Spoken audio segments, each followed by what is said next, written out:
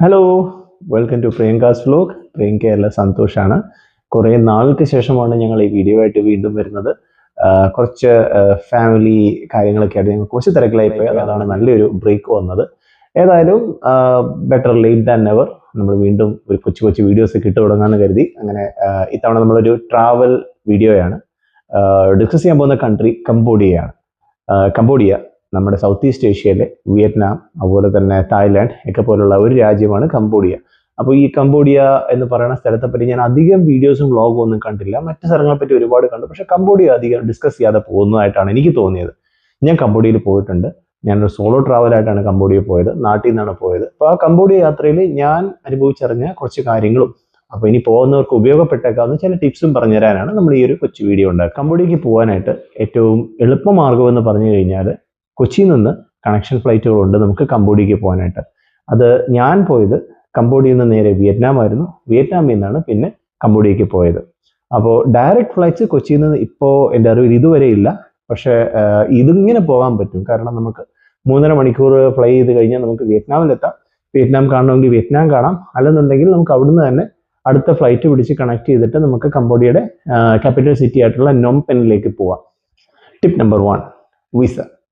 കംബോഡിയയിലേക്ക് പോകാനായിട്ട് ഇന്ത്യൻസിന് വിസ വേണം. Visa on അറൈവലും ഉണ്ട്, ഓൺലൈനായിട്ട് വിസ എടുക്കുകയും ചെയ്യാം. ഞാൻ പോയത് വിസ എടുത്തിട്ടാണ് ഞാൻ പോയത്. ഒരുപാട് യാത്ര ചെയ്തിട്ട് പിന്നെ അവിടെ ചെന്ന് വിസയ്ക്കായിട്ട് ക്യൂ നിൽക്കുന്ന ഈ കൂട്ടും ഇഷ്ടമില്ലാത്ത കാര്യമാണ്. അതുകൊണ്ട് തന്നെ ഞാൻ ഇവിടുന്ന് വിസ എടുത്തിട്ടാണ് പോയത്. $30 ആണെന്ന് തോന്നുന്നു ഇപ്പം കംബോഡിയയുടെ വിസ എടുക്കാനായിട്ട് ഓൺലൈൻ നമ്മൾ പേ ചെയ്യേണ്ടത്. അതെടുത്ത് കഴിഞ്ഞാൽ നമുക്ക് വിസ ഉണ്ടെങ്കിൽ നമുക്ക് നേരിട്ട് ലാൻഡ് ചെയ്തവിടെ നമുക്ക് എൻട്രി ചെയ്യാം. അപ്പോൾ വിസ ഓൺലൈനായിട്ട് എടുക്കുകയായിരിക്കും കുറച്ചുകൂടെ എളുപ്പം.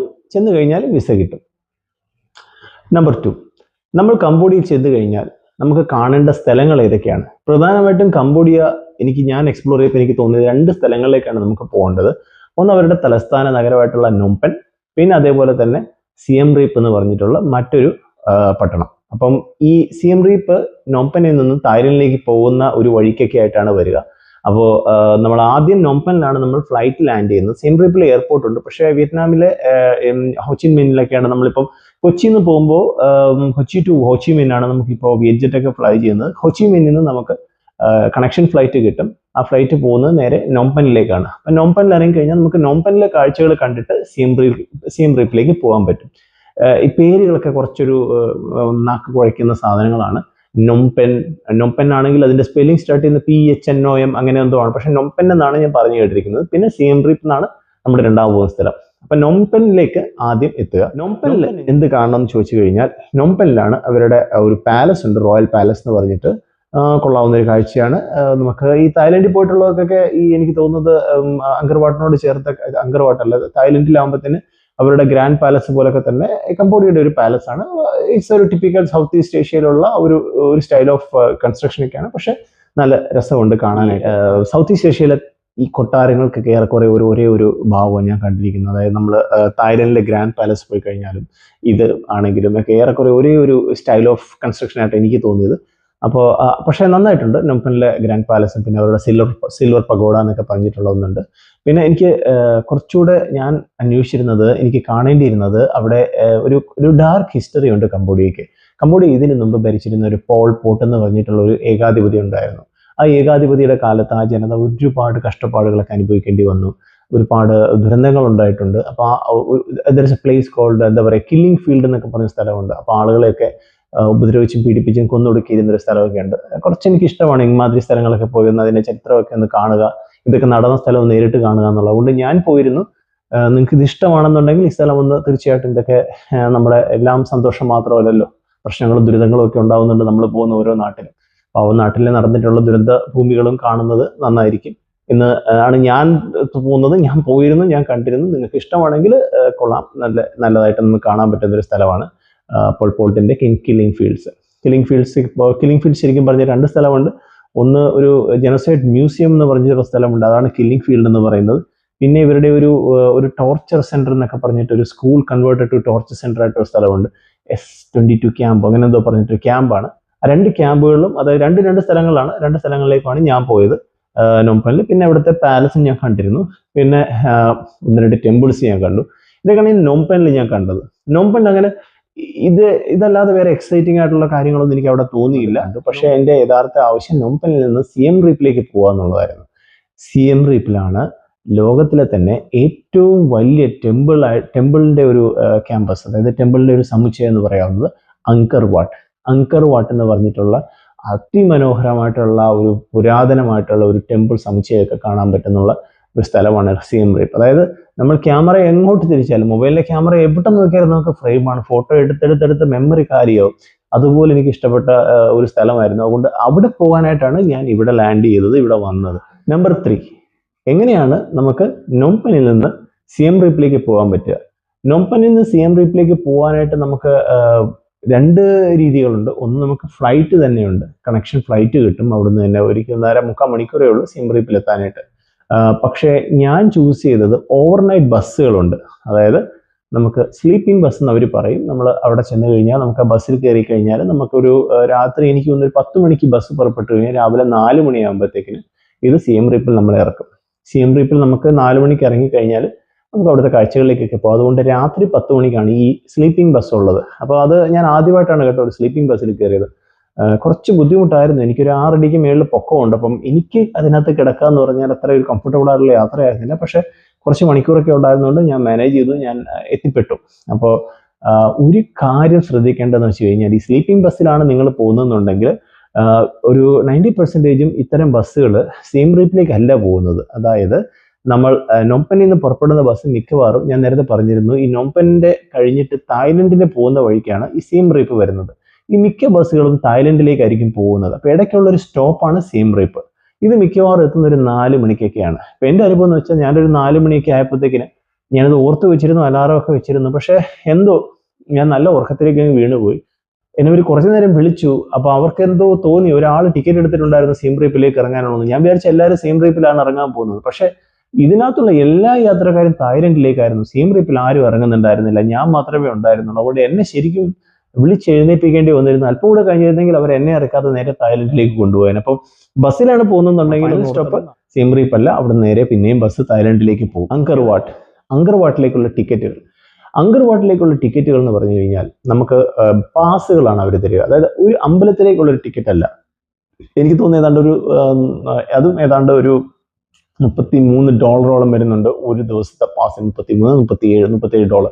ആ ഒരു പാസ് എടുത്തു കഴിഞ്ഞാൽ ആ കോംപ്ലക്സിലുള്ള എല്ലാ ടെമ്പിൾസും നമുക്ക് കാണാം. ഇതിൽ ഏറ്റവും പ്രധാനപ്പെട്ട ടെമ്പിളാണ് അങ്കർ വാട്ട് എന്ന് പറയുന്നത്. അങ്കർ വാട്ടാണ് ശരിക്കും പറഞ്ഞാൽ എല്ലാവരും പോകുന്നതും കാണുന്നതും. പക്ഷേ കുറെ ബയോങ് ടെമ്പിൾ എന്നൊക്കെ പറഞ്ഞ്, മങ്കി ടെമ്പിൾ എന്നൊക്കെ പറഞ്ഞ് കുറേ ടെമ്പിൾസ് ഉണ്ട്.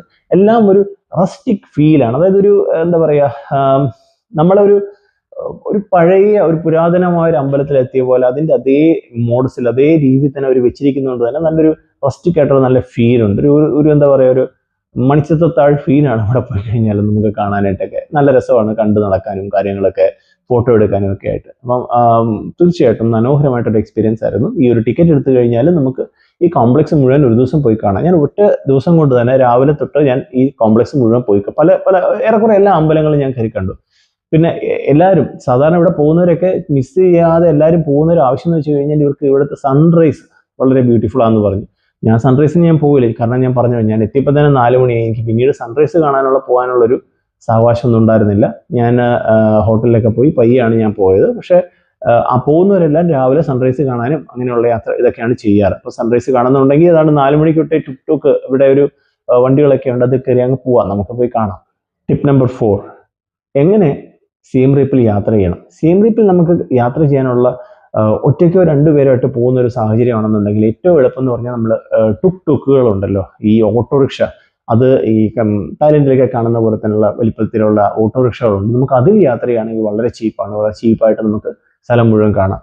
എനിക്ക് തോന്നുന്ന ഒരു ദിവസത്തേക്ക് ഈ ഓട്ടോറിക്ഷക്കാരൻ എൻ്റെ മേടിച്ച് ഏതാണ്ട് $50 മറ്റോ ആണ്. $50 മേടിച്ച് കഴിഞ്ഞപ്പോഴത്തേക്കിന് അവൻ എന്നെ ഫുൾ ഡേ രാവിലെ തൊട്ട് വൈകുന്നേരം വരെ അവൻ എൻ്റെ കൂടെ നടന്ന് സർവ്വകാഴ്ചകളും കണ്ടു. ഞാൻ ഒരാളെ ഉണ്ടായിരുന്നുള്ളൂ, അതുകൊണ്ടാണ് ഒറ്റയ്ക്ക് കൊടുക്കേണ്ടി വന്നത്. പക്ഷേ 2-3 പേരുണ്ടെങ്കിൽ ഈ $50 നമുക്ക് സ്ഥലങ്ങളൊക്കെ കണ്ടിട്ട് വരാൻ പറ്റും. അപ്പം വളരെ ചീപ്പാണ് ഇങ്ങനെയുള്ള ഈ പറഞ്ഞ ഒരു ടുക്ക് പിടിച്ച് പോവുകയാണെന്നുണ്ടെങ്കിൽ. അല്ലെങ്കിൽ നമുക്ക് ഗ്രാബ് ആപ്പ് അവിടെ വർക്ക് ചെയ്യും. നമ്മുടെ യൂബർ പോലത്തുള്ള സൗത്ത് ഈസ്റ്റ് ഏഷ്യയിലെ ആപ്ലിക്കേഷൻ ആണല്ലോ ഗ്രാബ് ആപ്പ് നമുക്ക് വെച്ചിട്ട് ഈ ഓട്ടോറിക്ഷയും കാര്യങ്ങളൊക്കെ നമുക്ക് ബുക്ക് ചെയ്യാൻ പറ്റും. Tip number 5, safety. കംബോഡിയയ്ക്ക് ഒരു നൊട്ടോറിയസ് ആയിട്ടുള്ള ഒരു പേരുണ്ട്. ഒരുപാട് തെഫ്റ്റ് നടക്കുന്ന സ്ഥലമാണെന്ന് പറഞ്ഞിട്ട്. അപ്പം പേഴ്സണലി എനിക്ക് ഇൻസിഡൻസ് ഒന്നും ഉണ്ടായില്ല. എൻ്റെ അങ്ങനത്തുള്ള സ്റ്റീലിങ്സിനൊന്നും ആരും വന്നില്ല. പക്ഷെ ഞാൻ വളരെ കോഷ്യസ് ആയിരുന്നു. ഒന്ന് ഞാൻ ഈ പറഞ്ഞ വാർത്തകളൊക്കെ അല്ലെങ്കിൽ ഈ ന്യൂസുകളും മറ്റും ഗൂഗിൾ ചെയ്തിട്ട് എനിക്ക് കിട്ടിയത് കൊണ്ട് ഞാൻ ഓൾറെഡി വളരെ പ്രിപ്പയർഡ് ആയിരുന്നു. വളരെ സേഫ് ആയിട്ടാണ് കാര്യങ്ങളൊക്കെ ഹാൻഡിൽ ചെയ്തിരുന്നത്. ഞാൻ ഒട്ടും എന്താ പറയുക, നമ്മളൊരു ലൈറ്റ് മൈൻഡഡ് ആയിട്ട് എടുക്കാതെ വളരെ കോഷ്യസ് ആയിട്ട് നമ്മുടെ സാധനങ്ങളൊക്കെ സൂക്ഷിച്ചാണ് ഞാൻ വെച്ചിരുന്നത്. പക്ഷേ ദ മൊമെന്റ് ഞാൻ എയർപോർട്ടിൽ നിന്ന് ലാൻഡ് ചെയ്ത് എൻ്റെ ഒരു ഓട്ടോറിക്ഷയിൽ കയറി ഞാൻ ഹോട്ടലിലേക്ക് പോകാൻ നോക്കിയപ്പോൾ തന്നെ ഓട്ടോറിക്ഷക്കാരൻ എന്നോട് പറഞ്ഞു, സാധനങ്ങളൊക്കെ കെട്ടിപ്പിടിച്ചോളൂ, ഹോൾഡ് ഇറ്റ് ടൈറ്റ്, അല്ലെങ്കിൽ ആളുകൾ എടുത്തുകൊണ്ട് ഓടും എന്നൊക്കെയാണ് പറഞ്ഞത്. എനിക്ക് നേരെ അങ്ങനെയുള്ള ഇൻസിഡൻസ് ഒന്നും വന്നില്ല. പക്ഷേ എല്ലാവരും പറയുന്നു ഇങ്ങനെ സൂക്ഷിക്കണമെന്ന്. ഞാനും സൂക്ഷിച്ചു, എനിക്കൊന്നും ഉണ്ടായില്ല. പക്ഷേ അതേ കാര്യം എനിക്കും പറയാനുള്ളൂ, ബി സേഫ്, സാധനങ്ങളൊക്കെ സൂക്ഷിക്കുക. നമ്മൾ ഏത് നാട്ടിൽ പോയി കഴിഞ്ഞാൽ ഇത്തരം ആളുകൾ ഉണ്ടാവും. അതുകൊണ്ട് നമ്മുടെ സാധനം നമ്മൾ തന്നെ സൂക്ഷിക്കണം. Tip number 6, currency. കംബോഡിയയിലെ കറൻസി എന്ന് പറയുന്നത് കംബോഡിയൻ റിയലാണ്. കംബോഡിയൻ റിയൽ വന്നിട്ട് വളരെ ചീപ്പായിട്ടുള്ള ഒരു കറൻസിയാണ്. അതായത് നമ്മൾ ഒരു ഇന്ത്യൻ രൂപ കൊടുത്തു കഴിഞ്ഞാൽ അതായത് 45 റിയലോളം കിട്ടും. അതായത് 10 ഇന്ത്യൻ രൂപ കൊടുത്തു കഴിഞ്ഞാൽ 450 റിയലോളം വരും. പക്ഷെ അതുകൊണ്ട് കാര്യമൊന്നുമില്ല. എക്സ്പെൻസ് ഒക്കെ വന്നവർ ഏറെക്കുറെ അങ്ങനെ തന്നെയാണ്. ലക്ഷങ്ങൾ കൊടുത്ത് നമ്മൾ സാധനങ്ങളൊക്കെ മേടിക്കേണ്ടി വരും നല്ല ഷോപ്പിംഗ് നടത്തി കഴിഞ്ഞാൽ അവരുടെ കറൻസിയിൽ. ബട്ട് ജനറൽസി അവരൊരു അത്ര ഒരു എക്സ്പെൻസീവ് പ്ലേസ് അല്ല. എല്ലാം ഏറെക്കുറെ ചീപ്പായിട്ട് കിട്ടും. ബട്ട് ഡിപ്പെൻസ് നമ്മൾ എവിടെയാണ് എന്താ പറയുക താമസിക്കുന്നത്, എവിടെയാണ് ഭക്ഷണം കഴിക്കുന്നതൊക്കെ ഇരിക്കും. കാരണം ഈ ടൂറിസ്റ്റ് ഹബ്ബുകളാണല്ലോ. അപ്പം അവർക്ക് റിയാലിറ്റിയിൽ അത്രയും കോസ്റ്റ് ഉണ്ടെങ്കിൽ ഇല്ലെങ്കിലും ടൂറിസ്റ്റുകളുടെ നിന്ന് അതിൻ്റെ ഒരു പ്രീമിയം മേടിക്കുക എന്നുള്ളത് ഏത് നാട്ടിലെ ഒരു സ്റ്റൈലാണ്. പക്ഷേ ഇൻ ജനറൽ നോക്കിക്കഴിഞ്ഞാൽ തായ്ലൻഡിൽ അത്ര എക്സ്പെൻസീവ് ഒന്നുമല്ല. കംബോഡിയ എനിക്ക് കുറച്ചുകൂടെ വളരെ ചീപ്പായിട്ടാണ് തോന്നിയത്. അപ്പോൾ കറൻസി മാറ്റാനായിട്ട് ഏറ്റവും എളുപ്പം എന്ന് പറഞ്ഞു കഴിഞ്ഞാൽ നമുക്ക് ഇറങ്ങിയ പാടെ കുറച്ച് ചിലവുകൾ ഉണ്ടാകുകൊണ്ട് കുറേ കറൻസി നമ്മൾ എയർപോർട്ടിൽ നിന്ന് തന്നെ മാറ്റിക്കോളൂ. മാറ്റി കഴിഞ്ഞു കഴിഞ്ഞാൽ പിന്നെ നമുക്ക് എന്താ പറയുക, ബാക്കി പുറത്തിറങ്ങിക്കഴിഞ്ഞാൽ ഇതിന് നല്ല റേറ്റ് കിട്ടുന്ന സ്ഥലങ്ങളുണ്ടാവും. അന്നത്തേക്കുള്ള ഒരു ആവശ്യത്തിന് വേണ്ടിയിട്ട്, ഉദാഹരണത്തിന് വേണമെങ്കിൽ ഒരു 10,000-5,000 രൂപ വേണമെന്നുണ്ടെങ്കിൽ മാറ്റി അവിടുന്ന് വേണേൽ ചെയ്തോളൂ. ബാക്കിയുള്ള പൈസ പിന്നെ നമുക്ക് എന്താ പറയുക, പിന്നെ ആവശ്യം വരുന്നതനുസരിച്ച് പുറത്തുനിന്ന് മാറ്റാൻ പറ്റും. കുറച്ചുകൂടെ ബെറ്റർ റേറ്റ്സ് നമുക്ക് കിട്ടും. Tip number 7, SIM card. SIM card വന്നിട്ട് നമുക്ക് എയർപോർട്ടിൽ തന്നെ കിട്ടും. എയർപോർട്ടിൽ വളരെ ചീപ്പായിട്ടായിരുന്നു സിം കാർഡ്. എൻ്റെ ഓർമ്മയിൽ എനിക്ക് തോന്നുന്നത് ഏതാണ്ട് ഒരു 200 രൂപയോ മറ്റോ ആയിട്ടുള്ളൂ സിം കാർഡിന്. അതിന് അത്യാവശ്യം ഡാറ്റ ഉണ്ടായിരുന്നു. അതുകൊണ്ട് 15 GB ഡാറ്റകൾ എനിക്ക് കിട്ടിയിട്ടുണ്ടായിരുന്നു. അതുകൊണ്ട് അതിന് പുറത്ത് പോയിട്ട് ഇനി വെയിറ്റ് ചെയ്യാൻ നിൽക്കേണ്ട. അത് എവിടെ ചെന്നാലും ഏറെക്കുറെ ഒരേ റേറ്റ് ആയിരിക്കും. സ്വല്പം എന്തെങ്കിലും കുറച്ച് കൂടുതൽ ഇവിടെ എയർപോർട്ടിൽ ഉണ്ടെങ്കിലും പക്ഷേ ഇമീഡിയറ്റ്ലി നമുക്ക് കണക്ടിവിറ്റി ഒക്കെ കിട്ടുന്നതുകൊണ്ട് എയർപോർട്ടിൽ നിന്ന് തന്നെ സിം എടുക്കുന്നതായിരിക്കും നല്ലത്. അതിന് വലിയ വ്യത്യാസമൊന്നുമില്ല. എയർപോർട്ടിൽ നിന്ന് നമുക്ക് സിം എടുക്കാവുന്നതാണ്. Tip number 8, immigration. ഞാൻ കുറേ യാത്ര ചെയ്തിട്ടുണ്ടെങ്കിലും ഈ കംബോഡിയയുടെ ഇമിഗ്രേഷൻ ഒട്ടും ഫ്രണ്ട്ലി അല്ലായിരുന്നു. അതായത് ഞാൻ പോയ രാജ്യങ്ങളെ വെച്ചിട്ട് വളരെ എന്താ പറയുക, കുറച്ചൊരു നെഗറ്റീവ് ആയിട്ടുള്ളൊരു ഹാൻഡ്ലിംഗ് ആയിരുന്നു ഈ ഇമിഗ്രേഷൻ്റെ സൈഡിൽ നിന്നുണ്ട്. അതെന്തുകൊണ്ടാണെന്ന് എനിക്ക് മനസ്സിലായില്ല. കാരണം അത്രയ്ക്ക് ബഹളം ഉണ്ടാക്കാൻ മാത്രം ഇവർ US-ഓ യൂറോപ്പോ ഒന്നുമല്ല. ഒരു കൊച്ചു രാജ്യമാണ്. ഇന്ത്യക്കാരുടെ ഒക്കെ എത്രയോ ദാരിദ്ര്യം പിടിച്ചൊരു രാജ്യമാണ്. എങ്കിലും പക്ഷേ ഇവർ ഇന്ത്യൻസിനോട് മാത്രമാണ്, മറ്റുള്ളവരോട് എനിക്കറിയില്ല. പക്ഷേ എന്നോടുള്ള അവരുടെ ഒരു ക്വസ്റ്റ്യനിങ്ങും പിന്നെ ചോദ്യങ്ങളും എല്ലാം വളരെ വിചിത്രമായിട്ട് എനിക്ക് തോന്നി. കാരണം എസ്പെഷ്യലി എൻ്റെ പാസ്പോർട്ടിൽ വന്നിട്ട് എൻ്റെ കയ്യിൽ US വിസ ഉണ്ടായിരുന്നു, ഷെങ്കൻ വിസ ഉണ്ടായിരുന്നു, എൻ്റെ ജോലി സ്ഥലമായിട്ടുള്ള ദുബൈയിലെ വിസകൾ ഉണ്ടായിരുന്നു. എങ്കിലും അവരെൻ്റെ ഉദ്ദേശശുദ്ധിയെ പറ്റി ഒരുപാട് ചോദ്യങ്ങൾ ചോദിച്ചു. ഞാൻ എന്തിനാണ് ഇവിടെ വന്നത്, എത്ര നാൾ ഇവിടെ കാണും, എന്ന് തിരിച്ചു പോകും, ഞാൻ എന്തെല്ലാം ടിക്കറ്റ് കാണിച്ചിട്ടും ആർക്കും അങ്ങോട്ടൊരു കൺവിൻസിങ് ആയിട്ട് വരുന്നുണ്ടായിരുന്നില്ല. കുറച്ച് ബുദ്ധിമുട്ടി അവരെ ഒന്ന് വിശ്വസിപ്പിച്ച് ഒന്ന് പുറത്ത് അങ്ങോട്ട് കയറാനും തിരിച്ചവിടെ നിന്ന് ഇറങ്ങാനും. അപ്പം ഞാൻ പറഞ്ഞു വന്നത്, പ്രോപ്പർ ഡോക്യുമെന്റ്സ് എല്ലാം കയ്യിൽ കരുതുക. Up and down tickets, hotel reservations, കാര്യങ്ങളെല്ലാം റെഡിയായിട്ട് കയ്യിൽ വെക്കുക. കറൻസീസ് ഉണ്ടെങ്കിൽ കുറച്ച് കറൻസിയും കാണിക്കേണ്ടി വരും. എന്നോട് ചോദിച്ചിരുന്നു, എൻ്റെ കുറച്ച് കറൻസി ഉണ്ട്, അതിന് കാണിക്കേണ്ടി വന്നു. അപ്പോൾ അത്ര ഒരു സ്മൂത്ത് ആയിട്ടുള്ള ഇമിഗ്രേഷൻ ആയിരുന്നില്ല. പക്ഷെ ഞാൻ ഈ പറയുന്നത് ഇതൊരു 3 വർഷം മുമ്പുള്ള എൻ്റെ യാത്രാനുഭവമാണ്. ഇപ്പോൾ കാര്യങ്ങൾ മാറിയിട്ടുണ്ടോ എന്ന് എനിക്കറിയില്ല. പക്ഷെ എനിക്ക് തോന്നുന്നില്ല മാറിയിട്ടുണ്ടെന്ന്. ഞാൻ വീണ്ടും ഒന്ന് ഗൂഗിളൊക്കെ ചെയ്ത് നോക്കി കാര്യങ്ങൾ എങ്ങനെയുണ്ടെന്ന്. ഏറെക്കുറെ എല്ലാവരും ഇതൊക്കെ തന്നെയാണ് പറയുന്നത്. അപ്പോൾ ഇതൊന്ന് പ്രിപ്പയർ ചെയ്തേക്കണം. ടിപ്പ് നമ്പർ 8, ഭക്ഷണം. എന്ത് കഴിക്കണം? കംബോഡിയയിൽ ഒരുപാട് അവരുടെ ഡൊമസ്റ്റിക് ആയിട്ടുള്ള നൂഡിൽസും അങ്ങനെയുള്ള കുറേ ഭക്ഷണ സാധനങ്ങളുണ്ട്. ഞാൻ കഴിച്ചിരുന്നു. നല്ല ടേസ്റ്റി ആയിട്ടൊക്കെ തോന്നി. തായ്ലൻഡിൻ്റെ ഒരു ഭക്ഷണ രീതി അറിയാമല്ലോ, നൂഡിൽസും പിന്നെ അങ്ങനെയുള്ള കുറേ അവരുടേതായിട്ടുള്ള സ്പൈസസും കാര്യങ്ങളുമൊക്കെ. പക്ഷേ ഇവരുടേത് അതേപോലുള്ളൊരു കോപ്പി പേസ്റ്റ് അല്ല. ഇവർ കുറച്ചുകൂടെ ഡിഫറെൻ്റ് ആണ്. കുറച്ചുകൂടെ നമുക്ക് കഴിക്കാവുന്ന ഒരു രീതിയിലൊക്കെ എനിക്ക് തോന്നിയത്. ഇന്ത്യൻ ഹോട്ടൽസ് അധികം ഞാൻ കണ്ടില്ല. ഇന്ത്യൻ ഹോട്ടൽസ് ഞാൻ നോക്കിയിട്ട് ഈവൻ സിം റീപ്പിലും നോംപെനിൽ ഞാൻ 1-2 കണ്ടു. പക്ഷേ സിം റീപ്പിൽ അധികം കണ്ടില്ല. ഇപ്പോൾ വന്നിട്ടുണ്ടോ എന്ന് അറിയില്ല. പക്ഷേ അവിടുത്തെ ലോക്കൽ ഫുഡ് നമുക്ക് കഴിക്കാവുന്നതാണ്. നല്ല ഫ്രഷ് ഫ്രൂട്ട്സ് കിട്ടും. പിന്നെ അതുപോലെ തന്നെ നല്ല സ്മൂത്തീസും ജ്യൂസസും ഒക്കെ ഉണ്ടാക്കി വിൽക്കുന്നുണ്ട്. അതൊക്കെ തന്നെ നല്ല ടേസ്റ്റി ആയിരുന്നു. നോൺ വെജസ് ഐറ്റംസ്, ഈ സ്ട്രീറ്റ് ഫുഡ് പോലുള്ള ഒരുപാട് സാധനങ്ങൾ അവരുണ്ടാക്കി വിൽക്കുന്നുണ്ട്. അതെല്ലാം നമുക്ക് നല്ല ഒരു രസകരമായിട്ടുള്ള സംഭവമായിരുന്നു. ടിപ്പ് നമ്പർ 9, കംബോഡിയ അധികം ഒരു ടൂറിസ്റ്റ് എക്സ്പീരിയൻസ്ഡ് ആയിട്ടുള്ള രാജ്യമല്ല. അതായത് ടൂറിസം അവർ തുടങ്ങിയിട്ട് കുറേ കാലമായെങ്കിലും ഒരു തായ്ലൻഡോ വിയറ്റ്നാമോ ഇവിടെ പ്രതീക്ഷിക്കരുത്. അതായത് അവര് ഈ ഒരു ടൂറിസ്റ്റുകളുമായിട്ടുള്ള ഒരു ഫ്രണ്ട്ലി ആയിരിക്കേണ്ടതിൻ്റെ ഒരു നിർബന്ധന, അല്ലെങ്കിൽ ഫ്രണ്ട്ലി ആയിട്ടിരിക്കേണ്ട ഒരു ആവശ്യമൊക്കെ അവർക്ക് തോന്നി തുടങ്ങിയിട്ട് അധികം നാളൊന്നും ആയില്ല. അതുകൊണ്ട് തന്നെ നമ്മൾ കുറച്ച് കാര്യങ്ങൾ ശ്രദ്ധിക്കണം. ആളുകളൊക്കെ വളരെ സ്വീറ്റാണ്, നന്നായിട്ട് നമ്മൾ ഇടപെടും കാര്യങ്ങളൊക്കെ ചെയ്യുമെങ്കിലും അവരുടെ സാധനങ്ങളൊക്കെ മേടിക്കുമ്പോൾ നമ്മൾ ഈ ഒരു ടിപ്പിക്കൽ രീതി ഉണ്ടല്ലോ, ബാർഗെയിനിങ്. നമ്മൾ സാധനങ്ങൾക്ക് വില പറയുക, പകുതി വില പറയുക, എന്താ പറയുക, ചോദിച്ചതിൻ്റെ പകുതിയൊക്കെ പറയുക. അവർ പക്ഷേ എക്സ്പെക്റ്റ് ചെയ്യുന്നത് ഒരു ഡീസൻറ്റ് ബാർഗെയിനിങ് ആണ്. നമുക്കൊരു സാധനം മേടിക്കണം എന്നുണ്ടെങ്കിൽ ആ സാധനത്തിൻ്റെ ഒരു പെർസീവ്ഡ് വാല്യൂവിനെക്കാട്ടിലും നമുക്കൊരു മാന്യമായ ഡിസ്കൗണ്ടൊക്കെ ചോദിക്കാം. പക്ഷേ തീരെ കുറഞ്ഞ വിലയൊക്കെ പറഞ്ഞു കഴിഞ്ഞാൽ അവർ അല്പം ബഹളം ഉണ്ടാക്കാൻ സാധ്യതയുണ്ട്. ഞാൻ കണ്ടിരുന്നു 1-2 സെനാരിയോ അങ്ങനെ വരുന്നത്.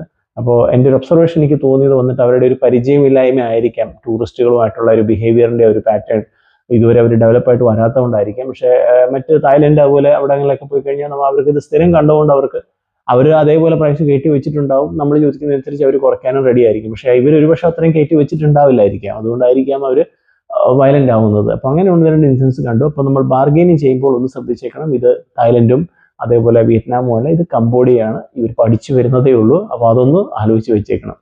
ടിപ്പ് നമ്പർ 10, എത്ര ദിവസം വേണം കംബോഡിയയിൽ? ഞാൻ തിരക്കിലായിരുന്നു, നല്ല തിരക്കിലായിരുന്നു. ഞാൻ ആകെ ഉണ്ടായിരുന്ന 2 ദിവസമായിരുന്നു. ഒരു ദിവസം ഞാൻ നോംപെനിലുണ്ടായിരുന്നു, ഒരു ദിവസം സിയം റീപ്പിലുണ്ടായിരുന്നു. ഇത് മതിയോ എന്ന് ചോദിച്ചാൽ ഇത് പോരാ. ഞാൻ ഒറ്റയ്ക്കായിരുന്നുകൊണ്ട് എനിക്ക് നല്ലോണം ഓടേണ്ടി വന്നു. അപ്പോൾ ഓടിയെല്ലാം ഞാൻ കണ്ടു കഴിഞ്ഞു. പക്ഷേ അല്പം കൂടെ ഒരു റിലാക്സ് ആയിട്ട് പോകാനായിട്ട് ഞാൻ റെക്കമെൻഡ് ചെയ്യുന്നത് സിയം റീപ്പിൽ നിങ്ങൾക്ക് ഒരു 2 ദിവസം വരും വേണം. അതായത് കംബോഡിയയിലെ ഈ ടെമ്പിൾ സിറ്റി കാണാനായിട്ട്, അമ്പലങ്ങളൊക്കെ കണ്ട് എന്താ പറയുക, ഒന്ന് എൻജോയ് ചെയ്ത് റിലാക്സ് ചെയ്ത് ഫോട്ടോസൊക്കെ കണ്ടെടുത്ത് വരാനായിട്ട് 2 പകലിലും വേണം നമുക്ക്.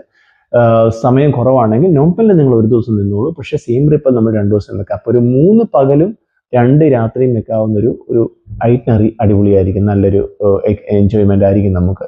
കാരണം അല്ലെങ്കിൽ ഒരുപാട് ഓടേണ്ടി വരും. അത്രയെങ്കിലും വേണം, എങ്കിലേ നമുക്കിത് ശരിക്കും ആസ്വദിക്കാൻ പറ്റുകയുള്ളൂ. അപ്പോൾ ഈ കൊച്ചു വീഡിയോ എല്ലാവർക്കും ഇഷ്ടപ്പെട്ടെന്ന് വിചാരിക്കുന്നു. കംബോഡിയ എന്ന് പറഞ്ഞ രാജ്യത്ത് പോകണം, അവിടുത്തെ കാഴ്ചകൾ കാണണം. വ്യത്യസ്തമായൊരു അനുഭവമായിരിക്കും. നിങ്ങൾക്ക് അത് ഇഷ്ടപ്പെടും. വീഡിയോ കണ്ടതിന് നന്ദി. വീണ്ടും ഇതുപോലത്തുള്ള വീഡിയോസുമായിട്ട് വരും. അതുവരേക്കും താങ്ക് യു. വീണ്ടും കാണാം.